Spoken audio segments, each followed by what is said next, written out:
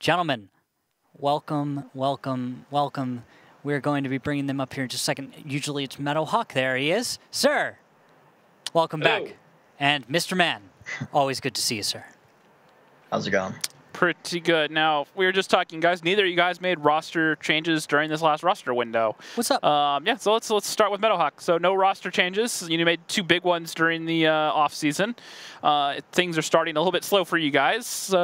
Do you still feel you're in a good place with your current roster, though? A little slow is kind of an understatement, but I think we're going to try and stick with it. Obviously, that could bite us in the butt. This week's pretty big with regards to matches for this week. And to because right now we're kind of still upset from our first roster change. So to go ahead and roll the dice again and bring in new people or get rid of people could be more damaging than it would be good for us. Other than maybe a caller. I think we could definitely, seek out a caller, and we might do that for the next roster change. But pickings are pretty slim in that area. All right, Mr. Man, it's pretty much the same question to you guys. You guys have, you had 1 win early on, but you've struggled a lot since then. Do you guys feel you're comfortable where you're at? Was there roster changes you were looking at that just didn't happen, or what's up with your team? Yeah, we were looking at bringing on 1 additional player, but he ended up not working out, and we're trying out some new players right now for the next roster change, but this current one, we weren't really able to find anyone that we thought would make a good fit, so we ended up just sticking with our current roster. All right. Now we were talking about, you guys have kind of underperformed arguably a little bit compared to where expectations for where you guys are typically, if you get what I'm saying. You guys, a lot of people put a little bit more faith in the M60s. What do you credit your lackluster start to? Definitely the big change up with the roster in our team. We lost both Dark and Bales, like you guys have been mentioning, and brought on some new players. So it's just been figuring out how they fit in and who needs to fill what role properly. So. All right, fair enough. And Meadowhawk, during the last face-off we did with you, when we talked to Rude about where his team was at, you said that if they were an 8, you guys were a 5. You still feel that way after you've had a few days off to practice? I'd say we're hovering still around there. Obviously, we still haven't gotten used to Andy, and there's still some communication issues. And I'm hoping that if we can get some wins, it might get us off of this tilt, because right now we're quite we don't have any confidence in ourselves right now. I think a win would really help the team out. So Aquatic, Mr. Man, you gonna let that happen? No, unfortunately not. We're kind of in the same boat as they are, so this is just as important for us. And the rivalry between both our teams has been going on for a while now. So. All right, guys. Well, I'll let you say your final words to each other. Meadowhawk, anything to say? No, just good luck, have fun. May the best loser win. Is that how that works? Well said. Well said. May the best winner. No. May the best winner lose. Yeah. Either way, it's the phrase "if you're not first, you're last" comes to mind right now. Mr. Man, what do you got? May the best team win, and I got a better mustache than you do, bro. So. Ooh. I got nothing. Everyone can look at my Twitter to see what my beautiful mustache would look like. Okay. But well, I can't do it. I can't do it. All right, I can't guys. do it anymore. This shit. Thank you so much. We'll see you guys on the battlefield. Every time. It's always beautiful. Every time. I love them. I love those guys. All right. Yep. Let's get to this match where we're going to watch 2 teams that are really sad, really want to win. Yep, it's pretty much can M60s learn to float and keep above water, or are 07 going to be 0-7 if they're not too careful? It's kind of, I don't know. He doesn't know. None of us know. 07 doesn't know. Aquatic M60s doesn't know. Nobody knows anything. This is just tanks now. Now that we've done that, we glossed over the predictions earlier, but we didn't really talk about them. So let's go ahead and touch on that. You still feeling the same way as you were before? I'm feeling all right, and I'm feeling kind of confused about Sand River. I don't know how to deal with teams like this. When you guys are, telling us that you're not quite so confident, you need a few wins here and there, it says some crazy stuff might go down. I'm waiting to see if we're going to see something crazy go down in Sand River. That might inform my decision a little bit more. I don't know if I can keep my prediction. I don't know if I'd be lying to the audience here. I'd be lying to you guys at home if I told you I believed in my prediction. I want to root for both of them. something in my gut is telling me 07 steps it up today. Really? I don't know. I don't know. It could go either way. It's complete. It could just be momentum based. We've seen what happens with 07 later in a series when they're down. It doesn't stay as forceful. It doesn't stay as confident. You can see it when a player it has the wind knocked out of them. Figuratively, of course. They're not actually playing. They're not actually. That would be fun. We should do that. Anyway, sorry. We'll see. Yeah, no, we'll see. I tend to agree. Both teams just they don't seem to have that spark that either of them have had in the past. Well, when you're put in a position like Aquatic and like 07 are, where they've achieved quite high records, where they have gone to the live finals. Let's point this one out. These guys are live finalists. These guys are veterans. They're going to be bringing 2 5As, 4 Batchats, and a 103B versus 07 bringing IS7, Kronwagen, 3 Batchats, Patton, and a 103B. But neither of these teams has had a long-standing good streak right now, which is why it's that important. You have to understand that with 8 teams and no official Silver League below this, there's not a lot of contrast in this league. If you are the worst team in the WGLNA, you are one of the worst teams that people see in North America at World of Tanks. So like right now, that's their perspective. I'm not saying they are actually that bad, because we all know these guys are freaking amazing at this game. Yeah. But the contrast between them and the upper teams right now. There are virtually no players in the league that don't deserve to be here. Yeah. They've all earned their spot. They've put in their dues. But we don't get to compare these to what we used to. Remember when the league was about twice this size? Well, back when there was an open, a bronze, a silver, and then 16 teams in the gold league some time ago? Yeah. Now, opening plays here, 07 bringing Patton, called Batchats, Kronwagen, once again, we talk about this 07, and especially it's something Arclight's known for, picking tanks for certain roles, and that really comes to play here with 07. The Kronwagen, great hold down tank. Patton, decent hold down tank, great view range to spot at long distances. IS7, able to play hold downs. And then the STRV, good cover tank, let that Sturf set up, get a lot of damage off, and we're going to see already AM60s head heavily towards the south, 1 Batchat towards F1 up on the boost. Couple 5As in the middle there, and the rest of the tanks, including the STRV, are just going to push heavy down on that K line. Yep, looks like 3 bats and nope, 3 bats. Sorry, and Mr. Man to follow them up. This little attack might get pretty far without being spotted. You can see Marsh leading the way. This is a nice distance to put between the supporting tanks and yourself. With that, Marsh is going to be able to go for some spotting. We're going to go for his POV. And with that, you will see what he sees. What shall he see? Well, and Marsh may come across Andy Pans in this Kronwagen, which... Ah, there he goes. Finds Fosta. Actually found Fosta. And Andy Pans, though, in this Kronwagen is going to be able to play this hold down, and this is going to be a really difficult position to be dug out of, especially in this Kronwagen. Now, Pupil might be onto something. He might have an angle in the back of his turret. If they open up multiple angles, Andy might get caught out here, but one-on-one, if you can keep the tanks in front of you in that Kronwagen, especially if you're hold down, you're basically impenetrable. Yep, and just keep the support fire coming and don't back up too far. I see this too often on Sand River, where a player in Andy Pan's position will actually retreat slightly to the west even from where he is, which is on the screen right now to his right. If he goes too far that way retreating, he'll actually expose himself to more fire. Now, one other thing to note is there's a 3-second delay between each shell in this Kronwagen, so if these Batchats push him, he'll probably get off a couple shots, but there's a good chance that they're able to close and clip him out before he can empty his whole clip, which even then is only 1,600 damage, so he's really going to rely upon the rest of his team to really knock down those Batchats and get out that damage to capitalize on it. And now we can see 3 Batchats on their way out, which to me is... There's a bit of risk here, because those 5As from Pupil and them are kind of cut off. There's not a huge amount of support, and 07 doesn't necessarily know exactly where everything is. There's a lot of doubt. They might not actually aggress in this situation. Their defense is okay. But Pupil is a little bit vulnerable here, and he's going to choose to back off. So it does look like Aquatic is going to back off completely. 07 looks like they're playing defensive as well, not willing to engage too much to start this one off because, as we've both discussed, morale on the team seems to be in a shaky place. And because of that, what you're trying to do as a commander right now is you're trying to keep everyone's heads on straight to start this one off. If you start the match correctly,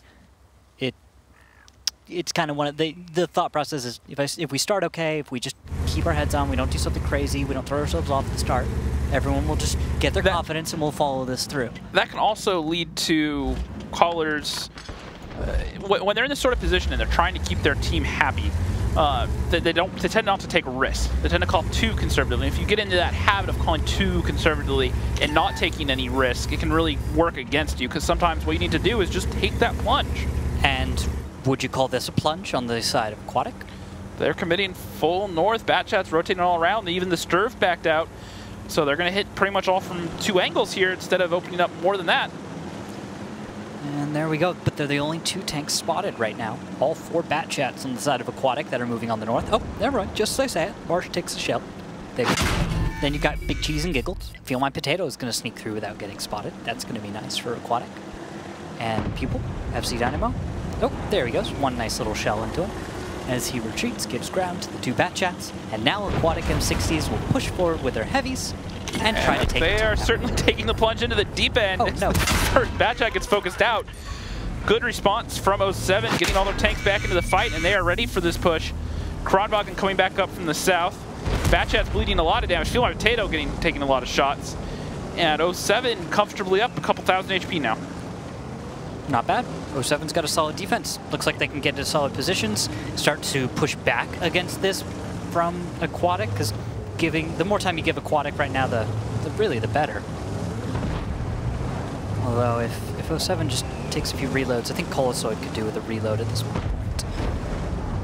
But let's not be judgy. Now, something we see happen a lot is when tanks come in the south area and they know they have tanks up in the north, they'll dump into these south heavy tanks where 07 are right now. However, the Batchats are pushing aggressively in the north at the same time, trying to dictate the tempo, so they understand it's going to happen. Focus fire is coming out onto Pupil. However, the heat shells are really struggling against this 5A right now. Here's the attack.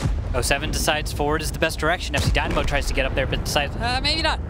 As Marcos begins slipping forward into position. And Fosta doing what he can. He's trying to find shots onto Felix. Gets one off into the back there, trying to keep these guns isolated as the Batchats push across in the north. Yeah. They've all backed up, and 07 are doing good right now, but they need to keep the pressure on. They need to find some more damage as Mr. Man does pick up FC Dynamo. Arclet was caught out for just a moment, and he stalled out the Aquatic M60's attack. They're going to decide to continue going forward, focus on the Warbander. 2 shells into him, 1 more. That's going to finish him off. This from Giggles. Arclet's left alone, and there are 4 tanks alive for 07 right now. Fosta does pick up the kill onto Felix, and now it's a 1-on-1. The 5A should be reloaded first, but Pupil needs to make the shot count, and Felix bounces the shot from Pupil and ends up picking up the kill. Wow, that happened. Nicely played. Fosta, we mentioned, maybe 07, since he's not calling, need to look for some stronger players to pick up the slack there, but Fosta coming up huge there with individual play. Yeah, Mr. Man is...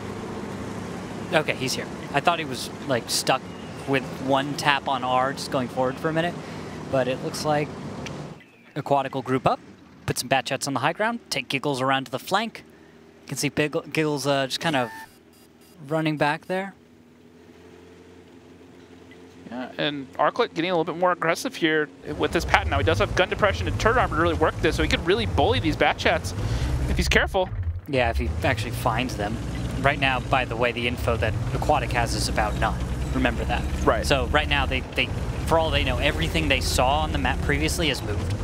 So just remember that when you're looking at both sides. There hasn't been that much vision. Now there is. Giggles gets spot onto Fosta. Giggles actually takes all of his hit points of damage. Colosoid peeking up and over just to do that, saves Fosta. And now Aquatic has 3 to 07's 4. What are you going to do there? What's this about? I don't even know. I don't know. The Batchats are pushing up. They may find the isolation onto Arclet. However, I don't think they realize that the Sturv is in a position to support him right now. As Mr. Man does pick up the kill onto Fosta finally. Big Cheese aggresses into Arclet. Puts 1 but not a second into him. Arclet doing what he can, just playing the position. There are the defenders, 2 minutes left on the clock. Good damage going off into Makos right now. Big Cheese deciding that he's going to take advantage of that target. And at the same time actually managed to dodge Arclet. He's going to back off. Big Cheese is now completely alone with no ammo. Arclet may be able to get the kill shot. Not quite. He's going to need 1 more to do the job. They need to be careful.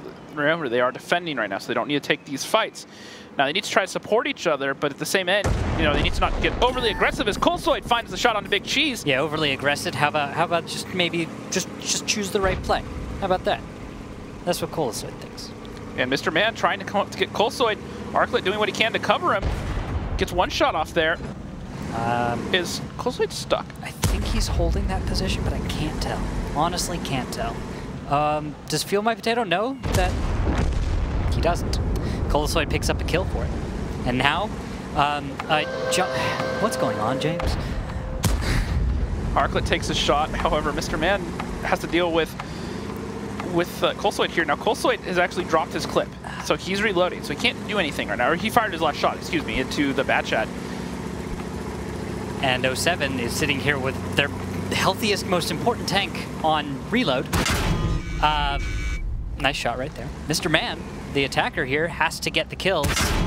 I think Colsoid's stuck. No, he gets unstuck there. He realized it's probably a bad idea to stay there, which I see why he wants to stay. Colsoid almost flips himself over, but just about to get into position. Mr. Man is just waiting for him, like an angry crab.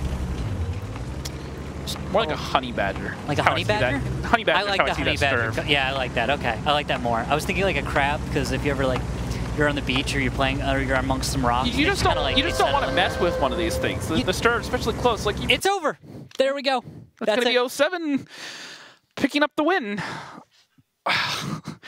This is one of those games where there's just so many little things that happened that just kind of leave me speechless. I don't even want to say speechless. It's just, I think flustered is the better, better word. Yeah. It's flustering because we're watching it from the third person. We're sitting there like, oh, you're going to make this decision, and then it makes sense to follow that you will do X and Y, and then nothing happens, or like whatever you were hoping would happen doesn't, and then it just it falls apart, and it always hits me right here because I'm sitting there and I get excited for one team or another, because then one team starts doing something and I want to see that build, because that's usually what a win looks like. Yep. Now, before we get back to this match, we do have a final score update for the offline match. It was 5-1 in favor of Dare over Teal Team 6. A lot of people thought that match would be a little bit closer, but Dare, really, the veterans really, putting down Teal Team 6. I think everyone underestimates Dare just a little bit. Yeah, well, there's that, and after that last win, it was a very convincing win with Teal Team 6 over F7. Now, arguably, some that may have been F7 made a lot of mistakes. Teal Team 6 capitalized on it, but they didn't necessarily do a whole lot to really dictate the tempo. And so I think, when they play a team a little bit more experienced like Dare is not going to let that happen the same. And ultimately, it's going to be them picking it up 5-1. Now, we move back into this match right now. Yeah. They started off with the South play. I like the decision not to try to commit on Dandy Pans. I think the toll they would have had to pay to get him out would have been too costly. So I don't have a problem with that. But the overall, the Batchat push in the north really cost them. And then Fosta down there, we saw that clip just a second ago, that 2v1. That was really what won that for 07. Against all odds, he held on in I-7 against 2 5As and really did a good job. So, yeah. Big shout out there. Now, we are going to go straight into the next battle. It is going to be M60s, 2 5As, 3 Batchats, a 140, and an STRV. Meanwhile, 07, whole lot of 5As and 3 Batchats. So, to me, if 07 are bringing this lineup, it's for a reason. Some sort of bully strat would be my guess. Maybe we'll see what Elevate did. They'll drive straight to cap. Possibly. What it also says is, we haven't been bringing this one up, and I'm reminded of it now, is when you bring those kind of uniform strats where you bring all of one tank and then a few of another, what you're doing is you're also saying flexibility. And because if you have those 5As in any number of positions, it doesn't matter what your spawn is, doesn't matter what's going on, you can flex a tank from the most optimal position into the next most optimal. There are different styles you can play. Last game, we saw a lot of very specific tanks for certain roles. Kronwagen, play a hold down. Sturf, cover fire. And so as the other team, you can kind of predict what they're going to do. Okay, well, this tank's here. It means they're probably going to play one of 2 positions, etc. And you can start to map it out. It's something we see Rude Awakening do a lot. Predict where their opponent's going to take their tanks. When you bring these sort of lineups where it's just 5As and Batchats, you can really do I don't want to say anything, but you can really surprise your opponent. They don't have to play together. They can play different angles. They can split up. You can do all sorts of things, and that makes it hard for your opponent to figure out what you're going to do. And now 07, what they're doing is they're actually taking the hidden route, the hidden approach on Sand River. This is, as of the current meta, we'll say, the most hidden way to get to the number 2 cap. Like, this is how you don't get spotted. You just delay a little bit to avoid opening scout runs. They're just going to go up and over. Yeah, what you're going to do is you're going to try and go for violence of action. You're going to try and catch your opponent off surprise. You're going to just get in here. You're going to clear the entire zone out. There ain't no brakes on this train for 07 as they're going to go over. And they're going to try and focus fire. Split fire coming out in these 5As. However, it seems to be sufficient enough as Big Cheese is going to get melted. Come on, and Drop Pupil is going to be next. And 07 are actually backing off after the initial pick. Yeah, but the crossfire right now from our defenders, Aquatic M60s, almost everyone here has a shot on a target. And so as you saw there, 2 tanks go down entirely for Aquatic. But everything on the side of 07 sustains damage. And they even lose Colosoid. So in a trade for 2 tanks, and no additional damage dealt, you have lost your 1, you have an ammo-racked Makos, you have a dead driver on Fosta, you have 4 tanks at half or about less than half hit points. So but look at this. It's not good. Marsh is still reloading. Lorbander's in position. He's going to start emptying his shot. Yeah, Marsh is almost reloaded. There he goes. This would be a big pick for 07 if they can trade this out, because that's going to put them 3 guns up. Yeah, but hit points wise, they're and still bounces for both players. Wow. And Warbander's out, and now he's going to take the clip from Marsh. Wow. And now they're both out again, and that could have been decisive. However, M60s has had time to respawn. The 140 in behind, the rest of the guns closing, and this is going to make 07 have to respawn very quickly, but they don't have the HP left at this point. And now Dynamo is going to come in. He's going to try to pick up Marsh. He's going to bounce a shot. Makos is going to find the kill on the other end, though. Now there's only 4 tanks left alive for M60s. Giggles is moving in behind. Looks like he's going to give up on waiting on a reload for a kill shot, and instead is going to go for those 2 low health. There's FC Dynamo. 1 shell, a little bit low for 304. Decides back off, maybe pull FC Dynamo in. In this situation, I might actually recommend going forward a little bit more and trying to just get your kill shot. Do not waste this shot. Do not waste that, and you waste it. And now M60s coming in here with 2 fully loaded bat chats, and they should be able to clean this up. Good focus fire from the 5As, putting 2 shots into Feel My Potato, but not enough. And 07, well, they went for the gusto. They took that plunge. Just the focus fire from M60s, I think, was too great. Now, it is a 2v3. It's not over. It should go to M60s. Everything says it should. But with 2 5As left on their team, who knows what will happen. These bat chats, you need to be real careful, because Feel My Potato's a 1-shot. Felix could be double tapped and go down. They're going to push around. Fosta putting the first shot into the dirt. Both of them looking for shots onto Fosta. 1 comes in. Do they get the follow-up? But here's Mr. Man out of the high ground. Fosta comes around. Now it's down to Feel My Potato, who's going to pick up the shot. Fosta left alive. Bounces 1 shot. Feel My Potato has 2 left. And he after 1 left. And now all of a sudden it's Stir versus Fosta, really. If Fosta can win this 1v1, he can do this. But he's tracked. Mr. Man's going to keep him in front. Feel My Potato's going to come in, pick it up. And that is going to tie this up 1-1 on Sand River. Okay, there we go. Aside from watching some plays which should not have happened, shots not landing that really should have. Okay, not bad. With these teams in the positions that they're in, that is something that's going to happen in a lot of their matches until they start doing otherwise. Yep. That's what I'm going to say to that. The value of practice here. And it's just frustrating, because you're looking at a medium player who you know is good. Knows exactly what they're doing, and it just looks like everything's going to come together, but then certain little things are off, and you don't know whether to blame the player or his opponent for that happening. And let's look at this push again. So 07 pushes in. I had a lot of issues with this because of how much damage 07 sustained. I'll give them credit because they were able to split the damage. However, it just cost-wise, this did not work out. I like what they were going for. The problem is that once they were all spotted, from the time that engagement took to start, it was probably 10+ seconds. And so with that time, that allowed M60s to adjust, to be ready to punish it. They saw it coming. And because they predicted it, that's why they got off so much damage. Mr. Man was able to set up 4K, 91 fantasy points. Marsh, Batchat, 3,500, 100 fantasy points. Yeah. Feel My Potato, another 2,100. So because of that, there were smarter ways I think 07 could have gone about that. Slow it down a little bit, have 1 tank go up, make those tanks back off in the bull. once they've backed off, push everyone over at that point when they're not looking for it. But they saw all the heavy tanks. They knew they were all there. They knew what the risks were, and they were ready. They set up for it, and M60s recovered. Yeah. If they hadn't, I would have been a little bit worried for them, just because when you had that much warning, your tanks were in those sort of positions. If you had lost that, definitely a risk. Absolutely.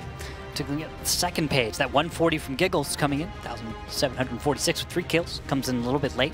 I think 140 was possibly, he was able to deal a little bit of damage, get a few kills here, but he was out of the fight for times when I think Giggles really wanted to be tank just pumping out damage. And the rest of 07, I think Big Cheese not getting any damage off is actually something to note for Aquatic there. He didn't get anything.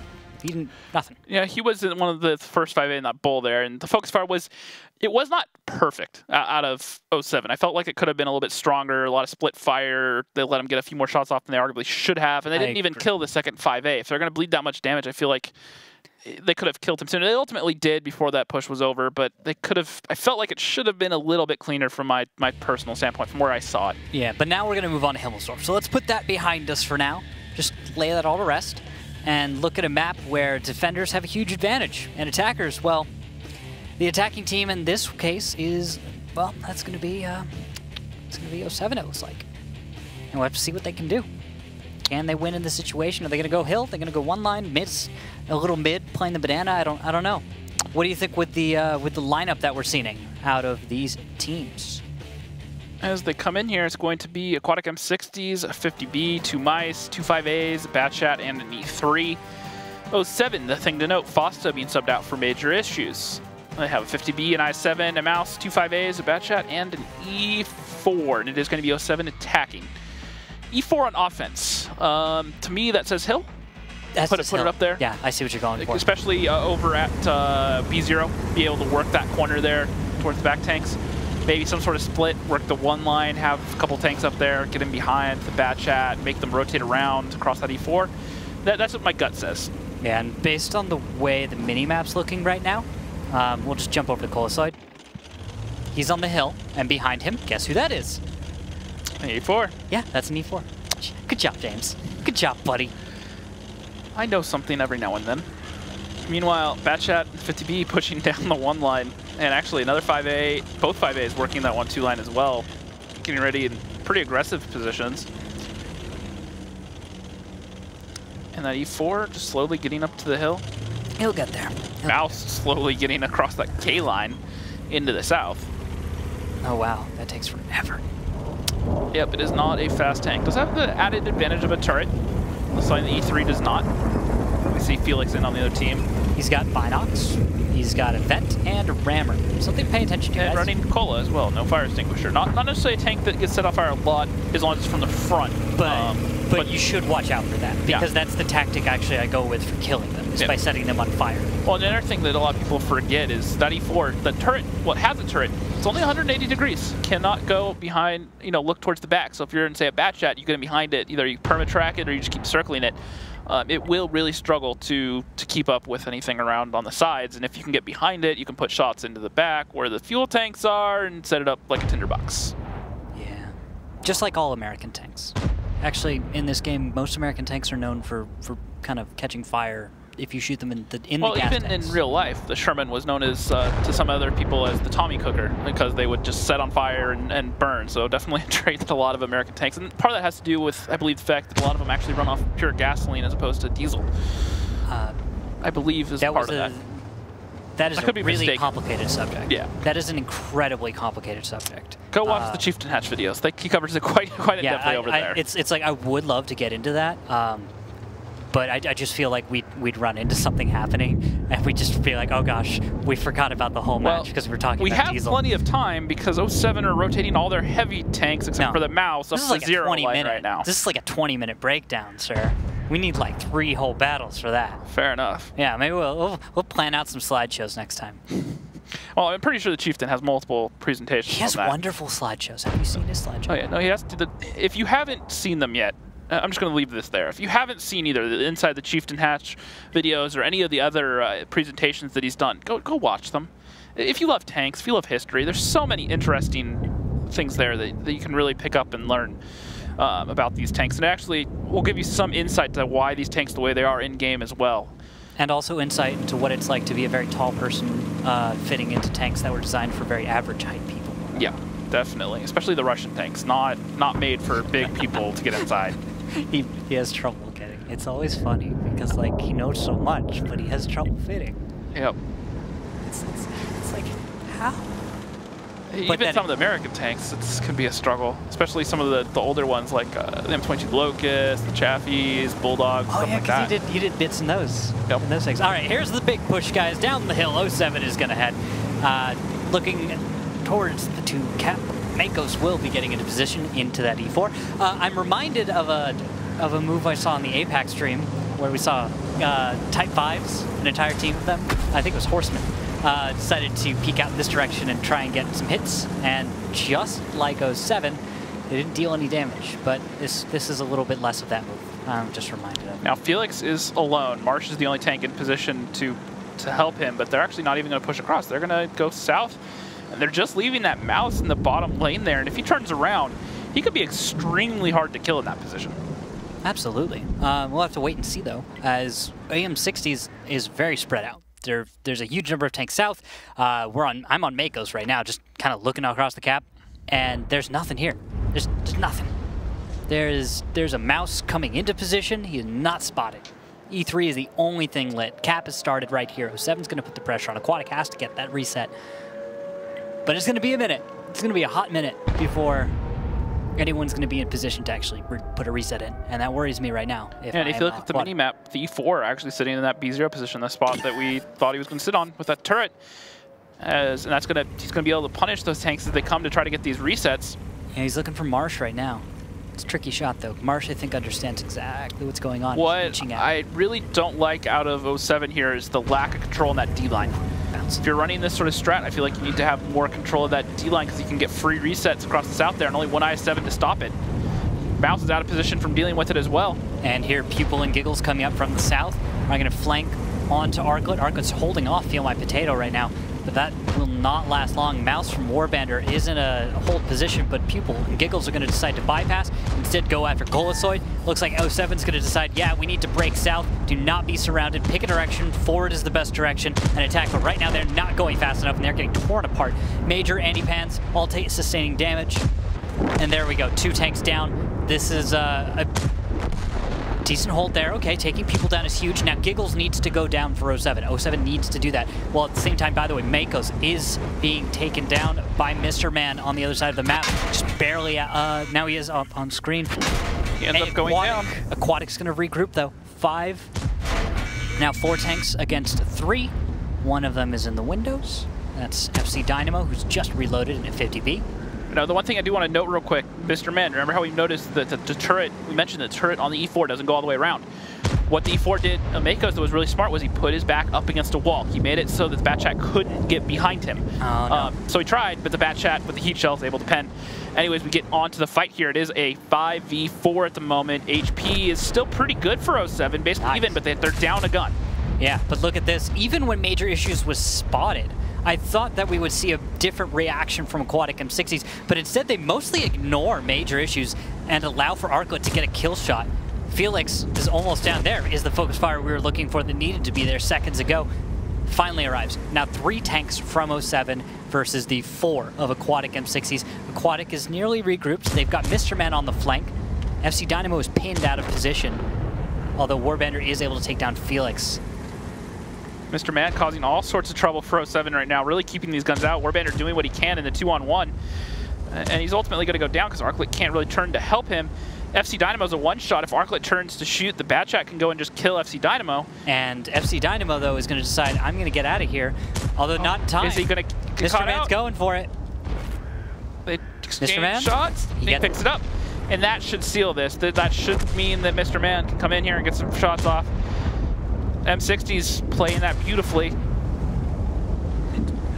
Great play, great game sense out of Mr. Man to realize the position he was in, realize that he had that 50B isolated, to keep the IS-7 out of the fight. He kept 2 tanks. That single-handedly won that game. He kept 2 tanks out of the fight. Yeah. So the 3v1 against Warbander could go on. Now, Warbander did take down Fosta in that or not Fossa, but Felix in the E3, but there was still a 2v1. Instead of Arclet being able to put his HP and his gun into that fight to help him and make it a 2-on-2, because of Mr. Man's positioning, he knew that if he left, he was going to give up his 50B. So they wanted to keep the 50B alive, but the turn you give up your mouse. So it's kind of, you know, what do you do? It was a just great play just to tie them up. Not by doing damage, but just being there. You know, so I've said that a lot the last couple of match days. But just being there is sometimes often enough. Exactly. You don't need to get those shots. You see a lot of autoloader players, especially. It's a beautiful statement, James, on so many levels. Just being there for someone, guys. Just remember that at all times. Remember, James Greaves told you, just be there for someone. Yeah. Well, overall, though, you know, just be there for someone like Marsh, or like Mr. Man. No, I be there. Before I get back to the other point, one thing I will say is I do like the idea here out of 07. Show a bunch of tanks up north, bait the big, heavy, slow tanks to start moving, and then try to drive away from them and get towards the other tanks. However, it just took a little bit too long. The second the tanks were in a position, they really got punished when they tried to rotate out to help them. So the idea was there, execution was not. Yeah, and then, well, that's just the way it goes down. Aquatic was managed to hold. Yep, they managed to hold. Mr. Man, top fantasy point scorer that game, 94 points, 33, 2 kills. However, not top damage. Big cheese in that mouse, almost 4K, 76 fantasy points. Arclet and Warband top damage dealers, both above 3K, 407. Marsh in the 2800. And it drops off after there. Felix really 2.5 shots of damage, 2 kills. So that's probably part of the reason for the low damage. 2 kills when you have a high output done like that, makes a little bit of sense. Yeah. And then on to the second page, just pretty much drops off after that. Makos, E4, 1500. Golosoid got, you know, deleted. Yeah, pretty much. Pretty much deleted. Yeah, and poor, you know, Marsh in that or Makos in that E4. You know, he stayed there as long as he could, but Mr. Man got up behind him, and even it was a strong play. Yeah, Makos did what he could. He got his back of his tank up against the building, made it so he only had his front. But Mr. Man used the heat shields on the bat chat, had clean shots in the lower plate, and made him work for it. So overall, good stuff. Yeah, sometimes you just have to sit there and stare at an E4, even though it's a little scary, and just make sure you land the right shells. It's one of those things you have to know you're going to pay the toll. You're going to pay that 750, but guess what? I have 5 shots. Should be enough to kill him. I just need to make sure my shots count. And Mr. Man, being clinical as he always is, making it count, taking him down, and that really opened up the rest of the map for Aquatic AM60s. Yep, and now they're going to switch sides, James. They're going to switch sides. We're going to see how this one goes. We're taking a look at the initial lineups from both teams.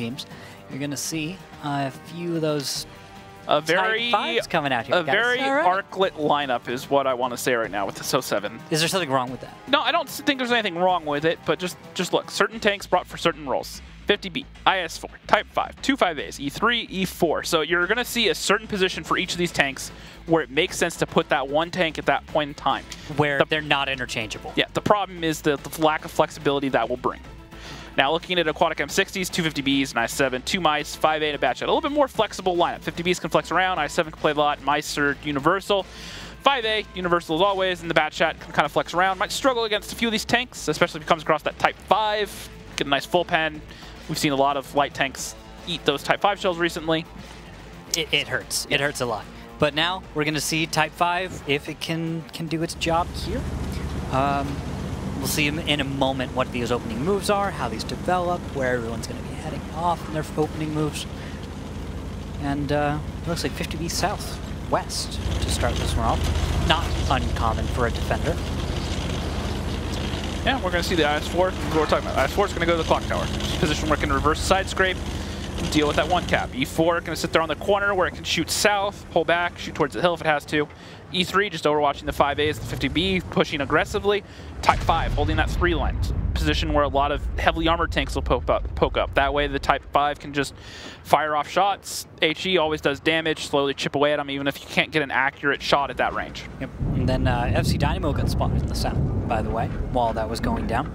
Huge tell for Aquatic AM60s now that they know that 50B is down there. Will they decide to do anything from it? Well, 2 mice heading towards the south, so it says maybe AM60s will if they're not careful. What do you think of Southwest plays on the attacker side?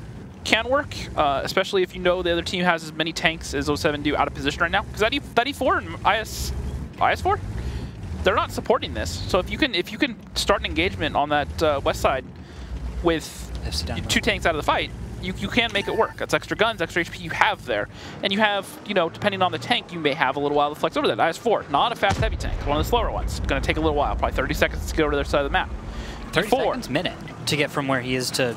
if he turns around and takes off, 30 seconds. To be able to support that side of the map. Yeah, exactly. That's, sorry, semantics. E4, E4, same thing. They're probably about 30 seconds because it's a bit slower than S4. It takes a little bit longer to get over there. So, you know, it's 2 tanks out of the fight, so we'll have to see what they can do. But now the mice are going to be pushed. 5A did get across the courtyard in the middle for M60s. Going to get up across that D3 spot. Type 5 shell comes out there, 554. Warbandor getting caught out, taking another shot from the mice. Going to be able to back up there. Not dealing not quite the damage you would really like to at this point. You want to really make those Moisten pay on the attack.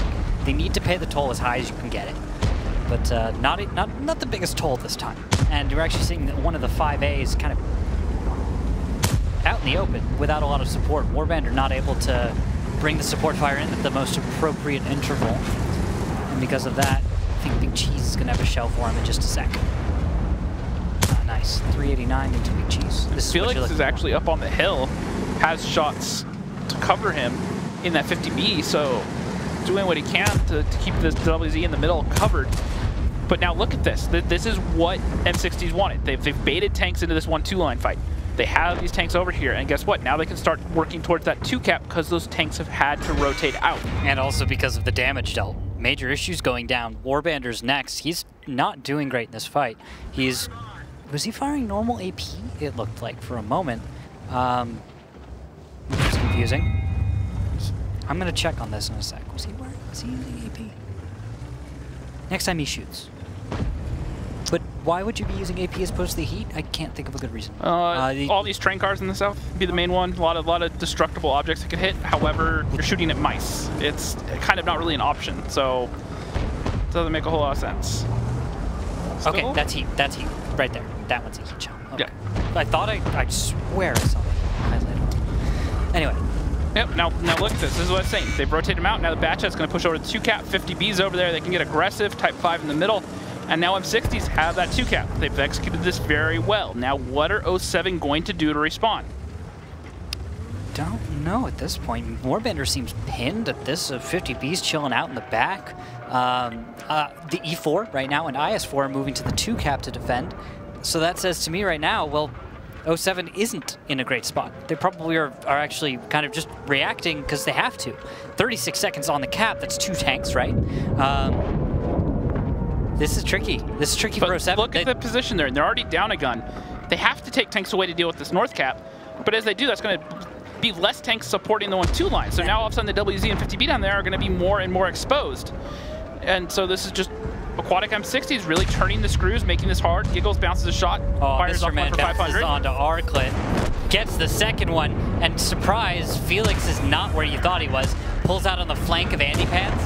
Instant ambush. This is just... Felix missing a shot there, though. Doesn't matter. And he's going to come in. Well, they're both their autoloaders. He's only going to have one more shot. And bounces that one. I have forearm coming in there, and now they both should reload before he can crank out enough damage to kill either of them. But yeah, but that was embarrassing. You should have had that kill. Yeah.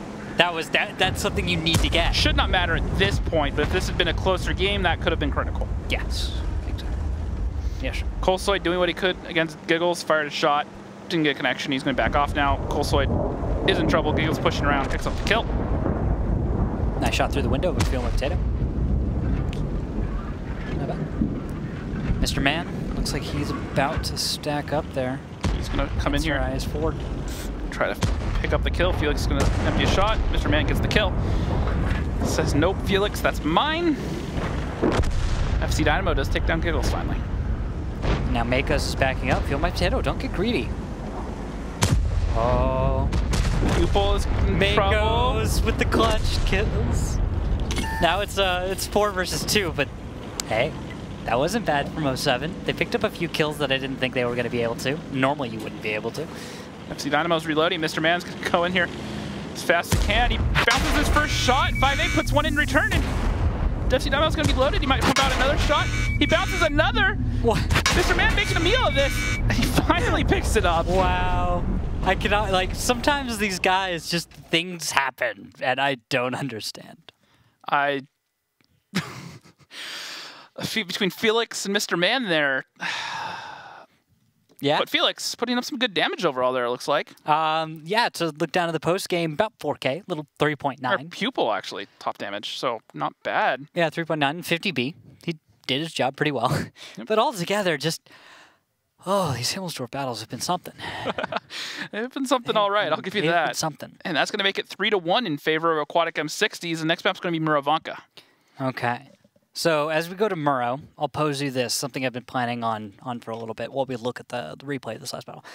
Based on the way everything's gone so far, do you think either team's going to settle into a good groove, or is this going to stay kind of crazy?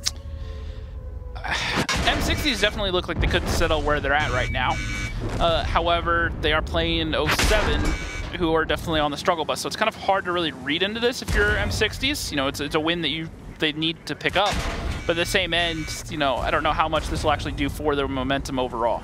Okay, we'll have to see. If anything, at the very least, good morale boost, like Mr. Man was saying earlier. Yeah, and just trying to keep your guys in control and keep focused, all the basics right there. Now, Pupil 4K, 2 kills, almost 90 fantasy points. FC Dynamo on the opposite, the other 50B, 3,500, 1 kill, and 63 fantasy points. Not bad out of either. Feel My Potato making strong plays in that I7. Yeah, gotta look out for that. IS-7's not known for being top damage dealers on any team, especially when you've got plenty of 5As and mice to run around. Yep, but has a few new buffs with the recent patch, a little bit of gun dispersion, some mobility, horsepower type thing, an extra few hundred HP. Can't really hurt. Yeah. And the one thing that I will say is the IS-7 is a very situational tank, but it is strong in certain situations. Hold downs, especially on a map like this, where there's all those dirt hold downs, the windows. Just places to shove that little exposed bottom of the Shuka in? Yeah, well, what I'm saying by that is, you know, you still want to bring majority 5As. I think they're overall the stronger tank right now. However, especially with the heat shells and dealing with the mice. Yeah. However, to play a certain spot, the 5A turrets are kind of weak, don't have the greatest upper plate. And you have the I7, it does a good enough job in those roles that it is worthy of bringing. Looking at the lineups as we head into battle number 5, Aquatic M60s, a mouse, 2 5As, 3 bat chats, and an STRV. 07 on the other hand, 3 5As, 3 bat chats, and a 140. Okay. That'll work. What does this lineup say for you from 07? 07? Just enough mobility to get around. Like that actual line, just enough mobility to get around and do stuff. But they aren't trying to say anything about hit points or armor all that much. It's kind of like, if you brought more mediums than this, you'd need to have an intention for all of the mediums. Because otherwise you should just bring some 5As, you know? It's like the classic old IS-3. Back in my day, we didn't have tier 10s. We had tier 8s. But they were just like the tier 10s, just smaller. Plus hit points. Did proportionally more hit point damage to each other. And 5100s could clip out anything. Yeah, proportionally more damage to each other. Yep, and T1 Cunninghams could get in behind and set 5100s on fire. Yeah, and those were magical. Come on. And wouldn't you want to be tier 1s taking magically able to pop out of bushes and kill tanks that track themselves going over bumps on steps. Oh, I know what you're referring to. That. Yeah. Come on. Poor Fetch. Oh, poor Fetch. Rest in pepperonis, those ancient players of ours. What is this? I don't... You know what happened to me on this map doing this move, but instead of heavy tanks, I was in a light tank. But usually this doesn't go so good. What 07 is trying to do, which is aggress a bunch of tanks up into the magical forest. This all depends on how Aquatic decides to deal with this. What do they go do? Because they actually decide to go play this really defensive. So, what's going on here, James? There are defenders getting aggressive. They're deciding we're going to dictate the tempo. We're going to take one side of the map. But why here? Make you play the other. And why is Aquatic doing this? Why are they here? Because this comes down to a read. This comes down to knowing your opponent and knowing your homework. You know, I don't like saying the phrase "doing your homework," but in this case, we know what you guys tend to favor, which is a forest push, and they set up to deal with the forest push. That was what that opening play was. Well, how do we counter out what they're probably going to do? They predicted the forest push. They set up for it, and so far they're up a tank and about to be up a second one. This is just a good hard counter from M60s that's really paying off here. Yeah, that was deliberate. They were set up for it. They were looking for it, and they punished it. There you go. I couldn't tell if it was 07 trying to counter Aquatic or Aquatic trying to counter 07 based on the way they both seemed so ready to just go forward into this. All right, well, I think that was 07 saying one of two things. One, we're going to try to catch them out in the forest. Or two, we're going to take map control. We are going to take the forest and leave them only with that one cap. However, the problem is that M60 said they did one of two things. They said, look, we want to be cautious in case they go for a forest push, and so we're just going to sit up and be ready for it. Or two, they knew what was going on. Yeah, it's over, James. Yep. It's kind of done now. Yep. It's you're looking at a FC Dynamo with 1 shell left. Makos is, well, he's the last one alive. And I think he believes in himself. He's just gonna put fire on everything he can. Rack up those fantasy points for those that picked him. Yep. I need those points, Makos. And he'll do the best that he can, but he's just a one lonely object 140, doing the best he can. The Bat Chat's going to show why they are so popular coming in right now. Actually bounces one. Heat shells the Bat Chat, always been a struggle. Aw, just when they randomly let you down. Hit, you know. Not bad 140 play, to be honest. Like he can win this 1v1 if no one else shows Came up. close. Close. Not quite close enough this time. So that's it. That's another one. That's a fast one, too. That's going to be a 4-1 win, and now we're going to need to see 3 straight rounds out of 07 to turn this back, and they still have 1 more round on Murovanka, and then if they can do that, then... I don't know, James. After Murovanka, it goes to Prokhorovka, which is a map that they're not particularly straight at. I should point something out. How many people were alive on the winning team after that battle? 7 tanks alive. 7 tanks alive. That makes it an ace. I looked around because I, for some reason, thought I had a tiny flag, but I don't. Woo! Yeah. So what would have been really cool is if each person on the team had 1 kill exactly. However, not the exact spread. That's going a little bit overboard with your trying to get perfect wins. Just a little, you know? Just... This is one of those things for 07 where it just didn't go as planned. I mean, AM60s were there just ahead of time, whether it was a blatant hard counter, knowing that that's probably what they were doing and setting up for it, or saying, look, we're going to predict that you're going to push the forest. We think that's where you're going, so we're going to be ready for it early on, and they certainly were. They made sure Sturf could cover. 2,400 damage out of him, Mr. Man, but Feeling Potato and Marsh putting up pretty solid points. Makos, arguably most of that damage is just fantasy damage at the end after the fight was already over. I think over 1,000 of that was after the whole rest of his team was dead, so... Don't read too much into that, unfortunately, because he was just too far away from the main engagement. He couldn't do anything about it. There was just no options for him. Yep. Colosoid on the side of 07 just puts up some damage as best he can. You saw just putting out fire and then trying to give some ground, but ultimately after that first engagement, 07 was at a disadvantage, and well, they just had to break and run, and it didn't work out very well for the damage output. So, as we get ready, we're going to go into what could be the final battle of this series, Aquatic versus 07. 07 will have to do something monstrous to win this. Aquatic is looking to close this, give themselves a solid 5-1 victory, something they can be proud of, keep themselves going forward in this series, or rather in this round robin, in this league. While 07 will have to go back to the drawing board. Yep, 07 coming in with a 57, 3 5As, 3 Bat Chats, M60s, an i7, a mouse, 4 Bat Chats, and an ST-RV103B. Now, 57, to me, says 2-cap.